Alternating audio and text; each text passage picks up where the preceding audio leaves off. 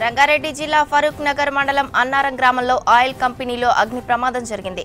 రాత్రి 12 గంటల సమయంలో బాయిలర్ పేలింది. ఎడిబుల్ ఆయిల్ నిల్వ ఉంచిన ట్యాంకర్ పేలడంతో పెద్ద శబ్దాలతో మంటలు ఎగిసిపడ్డాయి. 4 ఫైర్ ఇంజన్లతో మంటలు ఆర్పేందుకు ప్రయత్నం చేశారు. పక్కనే ఉన్న మరో ఆయిల్ ట్యాంకర్ పేలే ప్రమాదం ఉండటంతో కార్మికులు, నిర్వాహకులు భయాందోళన చెందుతున్నారు. షిఫ్ట్లో 30 మంది కార్మికులు పనిచేస్తున్నారు. ప్రమాదంలో ఎవరూ గాయపడలేదని తెలుస్తోంది.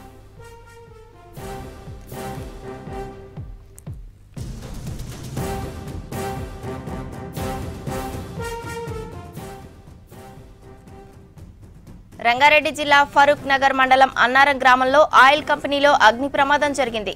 రాత్రి 12 గంటల సమయంలో బాయిలర్ పేలింది. ఎడిబుల్ ఆయిల్ నిల్వ ఉంచిన ట్యాంకర్ పేలడంతో పెద్ద శబ్దాలతో మంటలు ఎగిసిపడ్డాయి. 4 ఫైర్ ఇంజన్లతో మంటలు ఆర్పేందుకు ప్రయత్నం చేశారు. పక్కనే ఉన్న మరో ఆయిల్ ట్యాంకర్ పేలే ప్రమాదం ఉండటంతో కార్మికులు, నిర్వాహకులు భయాందోళన చెందుతున్నారు. షిఫ్ట్లో 30 మంది కార్మికులు పనిచేస్తున్నారు. ప్రమాదంలో ఎవరూ గాయపడలేదని తెలుస్తోంది.